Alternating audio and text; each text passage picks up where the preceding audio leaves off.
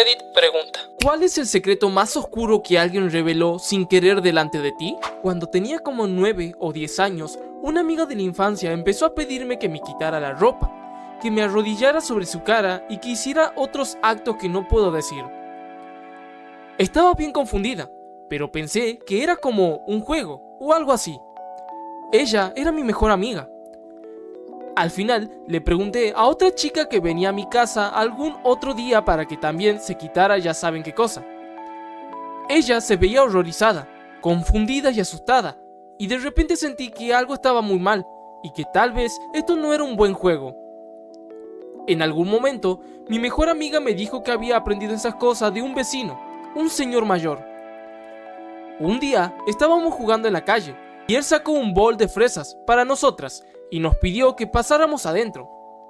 Le tiré el bowl en la cara y salimos corriendo. Ella le contó a su mamá lo que él le había hecho y hubo una investigación policial enorme. Cuando miro para atrás, veo lo inocente que éramos, nosotros las niñas. Ninguna de nosotras entendía de verdad lo que estaba pasando, pero el abuso se fue extendiendo desde ese maldito señor mayor hacia ella, luego hacia mí, y después hacia otra chica. Nunca les dije a mis papás. Ellos también eran abusivos, pero de maneras muy diferentes. Y solo pude imaginar cuánta gente sufre abuso por parte de familiares y vecinos y que o no lo cuentan o no lo entienden, o tal vez ambas cosas. Los niños comparten cosas con otros niños que tampoco pueden captar la situación, y es bien triste eso. Algo parecido me pasó también. Una amiga me enseñó el moretón cool que tenía por lo de su papá agarrándola.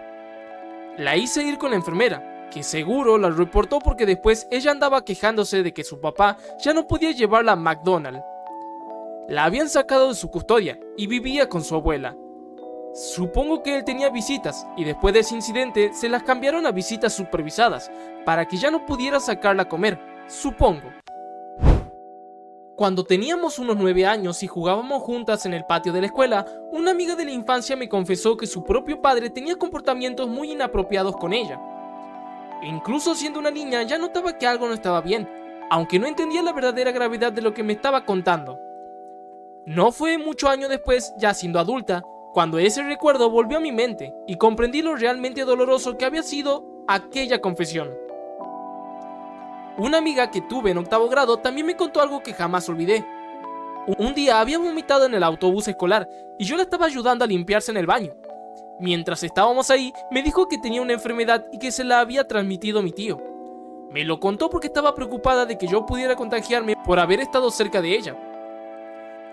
Le pregunté cómo había sucedido, pero simplemente me respondió que no quería hablar más del tema, así que respeté su decisión y nunca volvimos a mencionarlo. Algo parecido me ocurrió cuando estaba, creo, en 6º grado.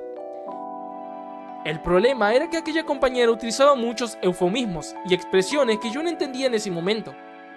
Aquella conversación me dejó muy confundido e incómodo.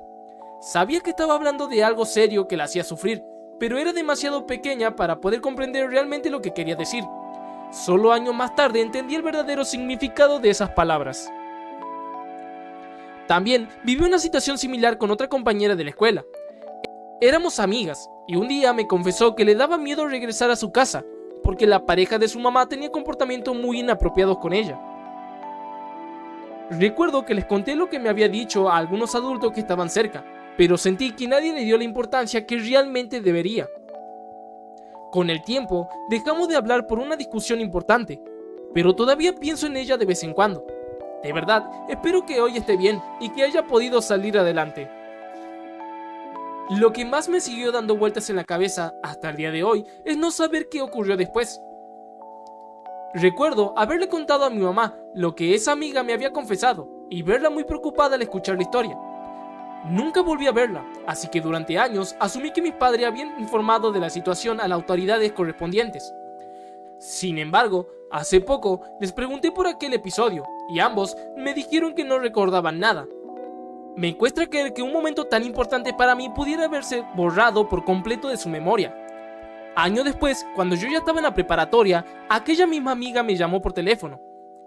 En esa época todavía existían los contestadores automáticos, así que alcanzó a decir su nombre antes de que respondiera.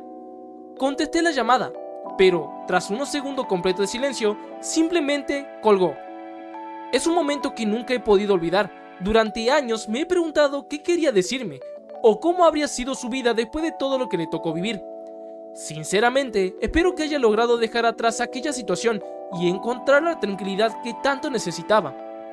No puedo imaginar lo difícil que debió haber sido crecer enfrentando experiencias tan dolorosas. La mamá de mi mejor amigo en la escuela se suicidó cuando tenía 13 años, y ella específicamente arregló que su hijo fuera él que la encontrara. Nadie tenía ni idea de que pasaba algo raro.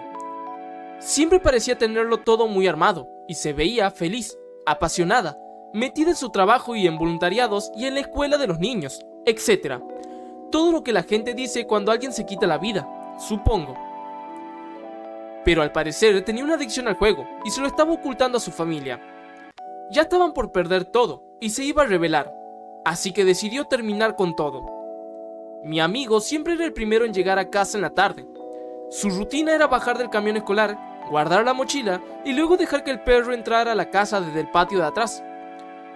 Abrió la puerta trasera y llamó al perro, pero el perro no estaba. Entonces asomó afuera y encontró que su mamá había matado al perro y luego se había desvivido a ella misma, y estaban sentados juntos a una mecedora en la terraza de atrás.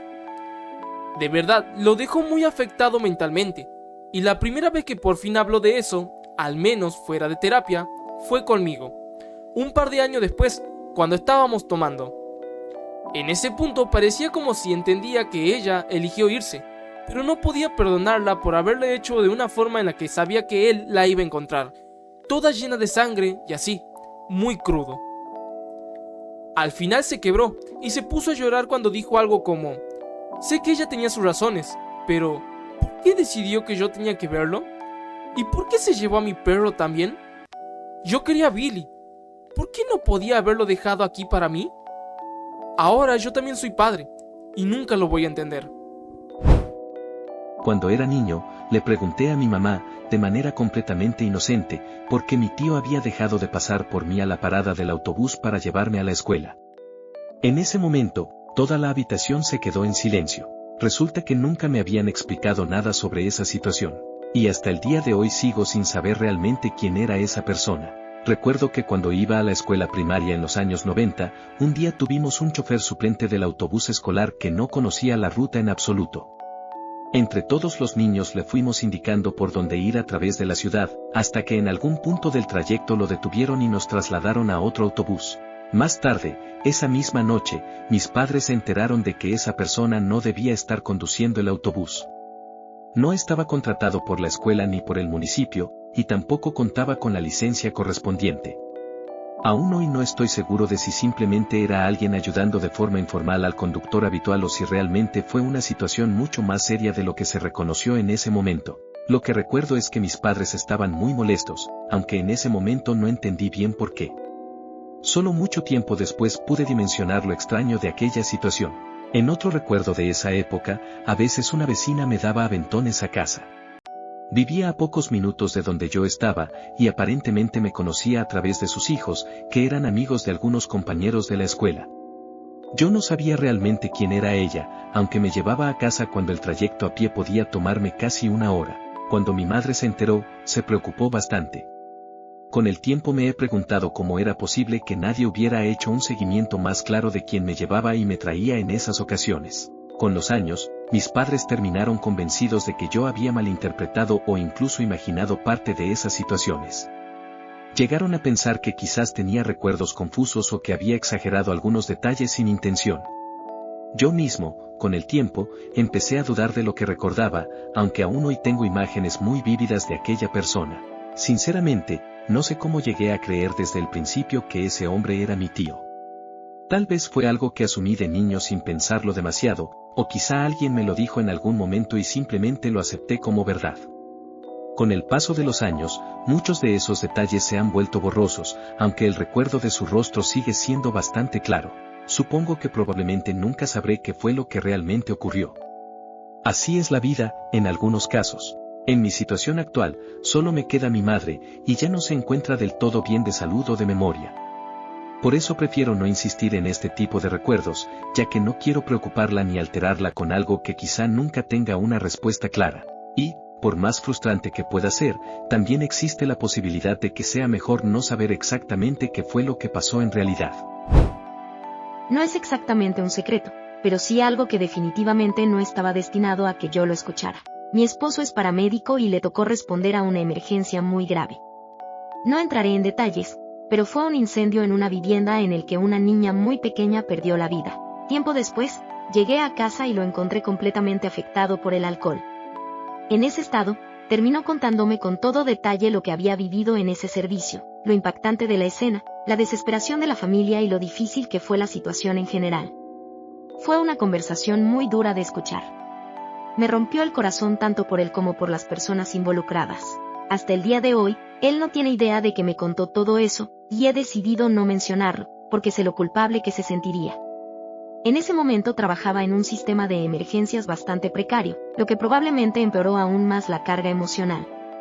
Actualmente trabaja como bombero, y su entorno laboral es mucho más estable, algo que, en parte, pudo haber sido influido por experiencias como esa.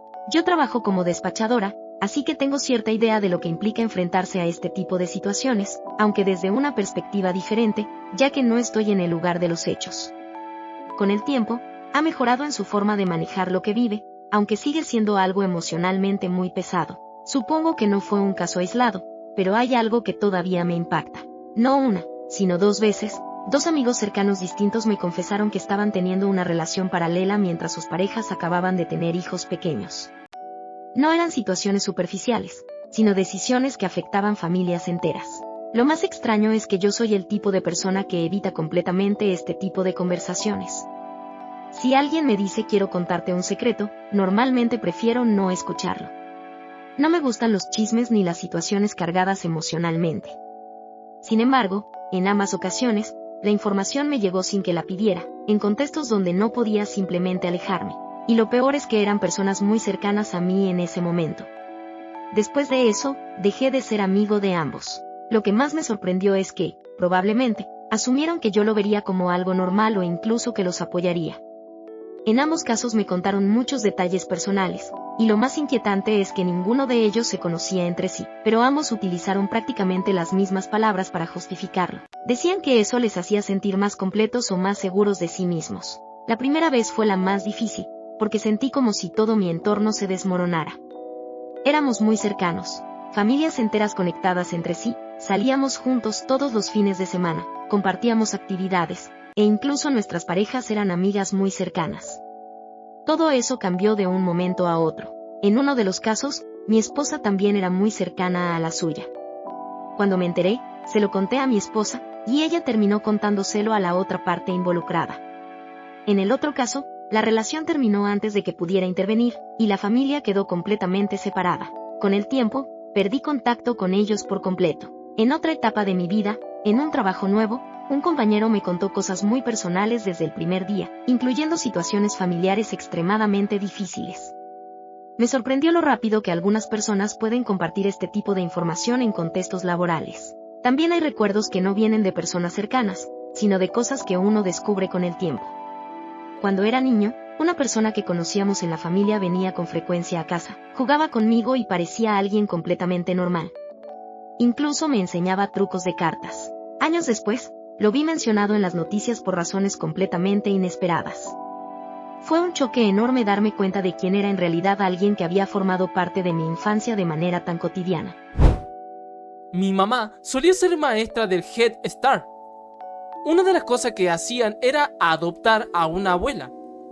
Las señoras grandes se apuntaban para ser la abuela de la clase, lo cual significaba que hacían cosas como cuentacuentos y comían con los niños. Le daba a los chicos una oportunidad de convivir con un adulto mayor, los sacaban del asilo y el personal tenía un adulto extra en el salón en los momentos más movidos. Era ganar o ganar o ganar. Bueno, al parecer, un día a uno de los niños se le separó de sus papás en un parque. La abuela de la clase resultó que estaba ahí y lo encontró llorando. Buscaron a sus papás, pero no pudieron encontrarlos. Entonces ella lo llevó de vuelta a su cuarto en el asilo y le hizo llamar a su escuela. Contestó un familiar y él le dijo que estaba con su abuela, excepto que las dos grandmothers de él ya habían fallecido. Así que obviamente empieza a entrar en pánico porque alguna señora mayor había secuestrado al niño. Le hacen preguntas al niño y él no para de repetir que está con la abuela. Al final, ella se dio cuenta de que no iba a servir de nada y se puso el teléfono para explicarle quién era, desde dónde estaban llamando y que fueran a recogerlo. Esto fue a principios de los años 90, así que los celulares no eran algo común, y yo crecí no tan lejos de donde secuestraron a Jacob Westerling, así que estaban bien asustados, muy cabrón. En la escuela, la próxima vez que entró la abuela, tuvieron que explicarle a todos los niños que la abuela solo era como le decían a esa señora, y que no era, de hecho, su abuela real. Que te adopten significa que alguien te quiso, que tomaron la decisión consciente de darte una vida junto a ellos y de criarte con amor y compromiso. No puedo ver a los padres adoptivos como menos que nada. Son, en muchos casos, las únicas figuras parentales de las que puedes estar seguro de que te eligieron. No fue algo accidental, ni algo que simplemente pasó, sino una decisión basada en cuidado y responsabilidad. En ese sentido, puede considerarse uno de los regalos más grandes que alguien puede recibir. En lugar de verlo como un secreto doloroso, muchas personas podrían incluso agradecerlo desde otra perspectiva. Algo similar le ocurrió a mi papá cuando yo era niño. Tenía una prima con muchas dificultades personales. Mi abuela evitaba el contacto con ella, pero aún así, ella tenía el número de teléfono de nuestra casa. Durante semanas, llamaba cada pocos días preguntando por mi abuela, pero mi papá no se lo daba. Un día, mientras hacíamos una venta de garaje, recibimos otra llamada. Era ella otra vez. Le pasé el teléfono a mi papá y comenzaron una conversación tensa como de costumbre, y en medio de la discusión, ella le dijo algo como: "Ni siquiera eres realmente parte de esta familia". Al principio todos pensamos que solo era un comentario impulsivo por enojo. Sin embargo, mi papá decidió comentarlo con mi abuela. Ella reaccionó de inmediato de forma muy alterada y le colgó el teléfono, lo cual le hizo sospechar que había algo más detrás. A partir de ahí empezó a preguntar dentro de la familia y, finalmente, alguien confirmó la verdad. Mi papá había sido adoptado. Mi abuela llegó a mencionarlo una vez, pero en general evitaba hablar del tema. En aquella época, especialmente décadas pasadas, la adopción a veces se veía como algo que debía mantenerse en privado o incluso con cierto estigma. A mi papá, con el tiempo, no le dio demasiada importancia. Ya era adulto y la familia que conocía era la única que realmente consideraba suya. Es sorprendente cómo este tipo de secretos pueden mantenerse durante tantos años. Yo mismo fui adoptado cuando lo descubrí por accidente cuando yo era pequeño. La familia con la que crecí es la única que he conocido, y mis padres son simplemente mis padres. Sin embargo, a veces me pregunto si tendré hermanos o familiares biológicos en algún lugar, y esa idea puede resultar bastante inquietante. Es un tipo de pensamiento que, personalmente, prefiero dejar en un lugar tranquilo, sin darle demasiadas vueltas. Creo que, si alguien descubre algo así, lo más importante es hablarlo con sus padres. Ellos te eligieron, y también puede ser una oportunidad para reafirmar ese vínculo, y entender mejor la historia familiar desde otro punto de vista. Si en algún momento alguien siente la necesidad de buscar a sus padres biológicos, también es completamente válido. No hay nada de qué avergonzarse en querer conocer más sobre los propios orígenes. Mi padrastro fue el más chiquito de 9 hermanos, y el mayor era su hermana, que le llevaba 20 años. Mi padrastro nació en 1936, así que su hermana nació en 1916. Ella era maestra y nunca se casó. Creo que en esa época no era tan raro que una maestra se quedara soltera y dedicara su vida a su carrera. El típico cuento de solterona profesora, que se decía. Creo que empezó a dar clases en algún momento de los años 30 y luego se retiró en los años 70, probablemente más o menos cuando mi padrastro conoció a mi mamá. En fin, me voy a 1983, cuando yo tenía como 19 años. Ella pasó por la casa cuando yo estaba sola. Nos sentamos en la cocina, tomamos café y platicamos. Y luego, de la nada, me confesó por qué nunca se casó ni tuvo hijos. Cuando tenía 14 años, estaba cuidando a unos niños para una familia local, y después de que los padres llegaran a casa, el papá le ofreció llevarla. Pero no la llevó a su casa. Estacionó dentro de un granero de una granja en la zona, la arrastró adentro y abusó de ella. Se puso a llorar mientras me lo contaba. Me dijo que había guardado el secreto adentro desde 1930, cuando pasó, y que nunca se lo dijo a nadie. Nunca le contó a la policía, ni a su familia, ni a nadie. Simplemente se lo estuvo comiendo por dentro durante los 53 años que habían pasado desde que ocurrió. Lo mantuvo bien guardado.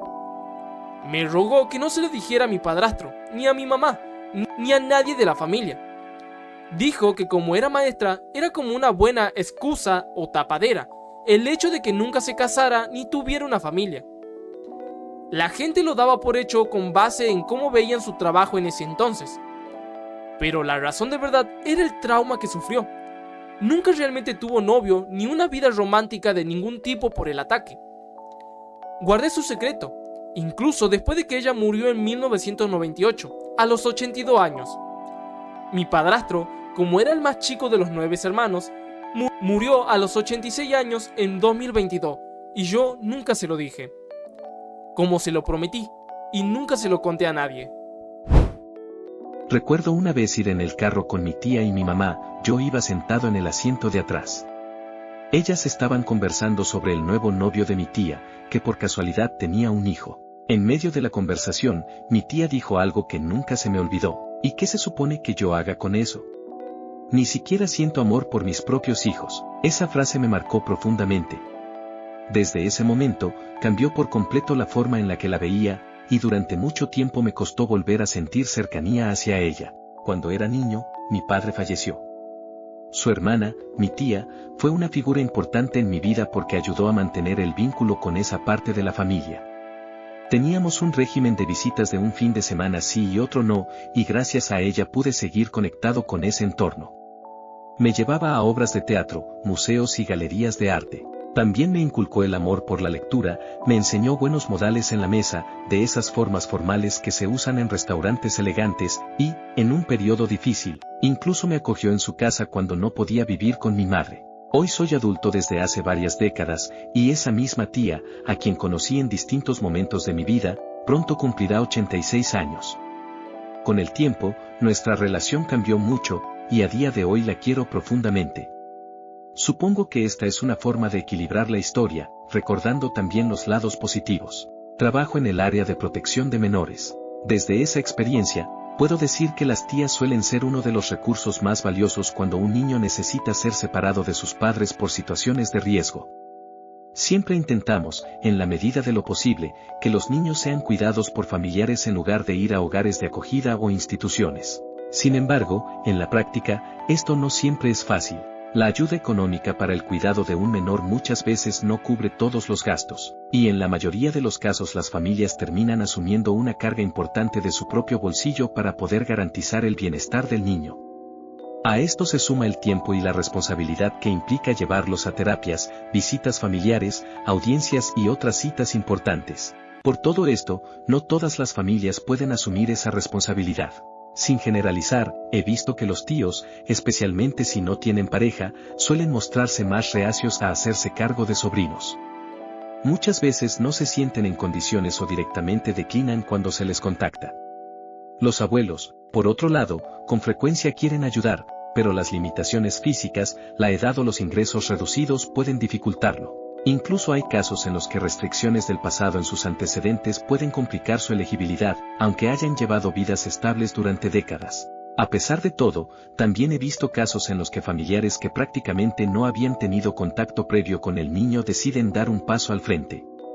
Personas que reconocen el daño que sufrió su familiar, pero entienden que el niño no tiene la culpa, y deciden hacerse cargo con compromiso y afecto. Y, en muchos de esos casos, los resultados son muy alentadores. Los niños que venían de situaciones de negligencia comienzan a mejorar notablemente.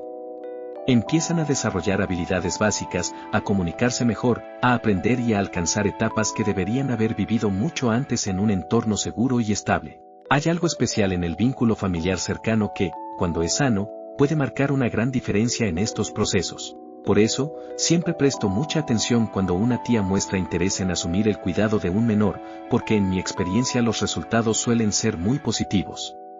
Muchas de ellas asumen ese rol con una entrega genuina y una gran capacidad de cuidado. Y cuando llega el momento de una adopción o una audiencia final, es muy gratificante poder estar presente y apoyar ese tipo de decisiones que, en muchos casos, cambian la vida de un niño para mejor. Hubo una ocasión en la que mi mamá había llevado a mi papá al hospital y le pidió a mi tío que me recogiera en la parada del autobús de la escuela. El problema era que yo no sabía nada de eso.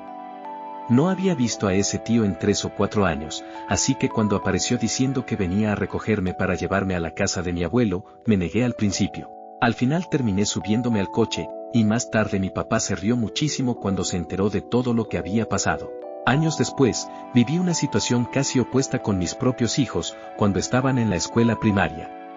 La parada del autobús quedaba a solo 2 cuadras, en una calle sin salida, así que era un lugar bastante seguro para que caminaran solos. Un sábado empezaron a hablar entre ellos de alguien llamado Bruce, y les pregunté quién era. Hablamos con él todos los días camino a la parada del autobús, me dijeron. ¿Todos los días?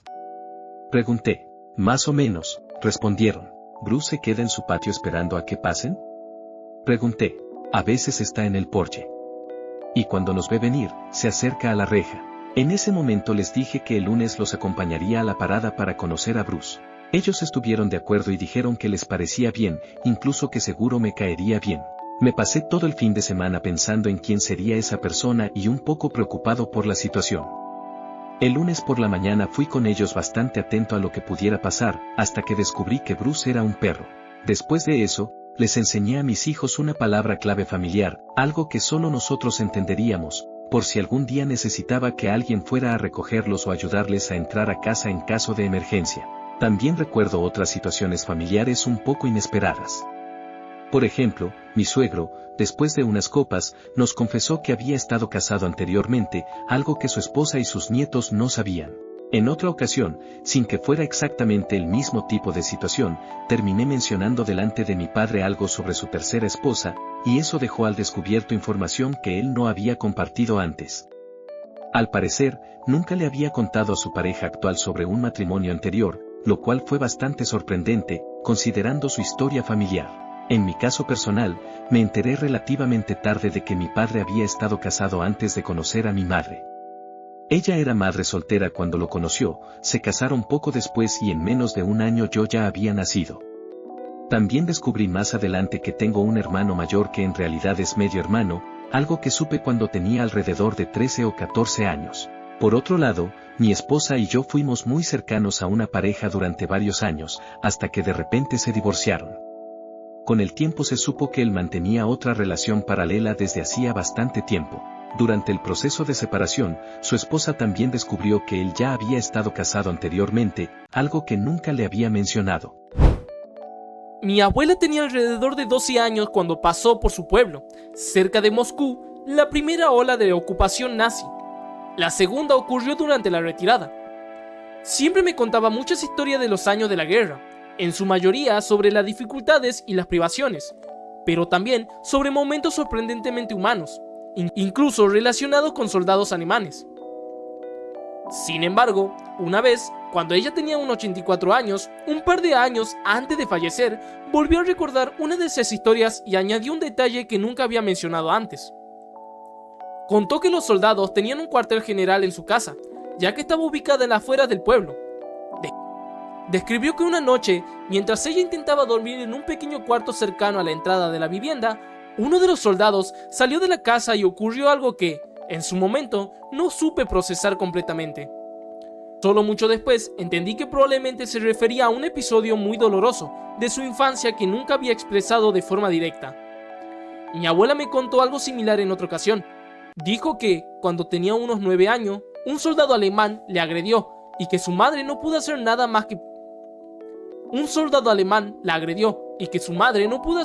para protegerla. Según entendí, en aquel contexto extremo, cualquier intento de intervenir podía poner en peligro al resto de la familia, lo que hacía la situación aún más desesperante.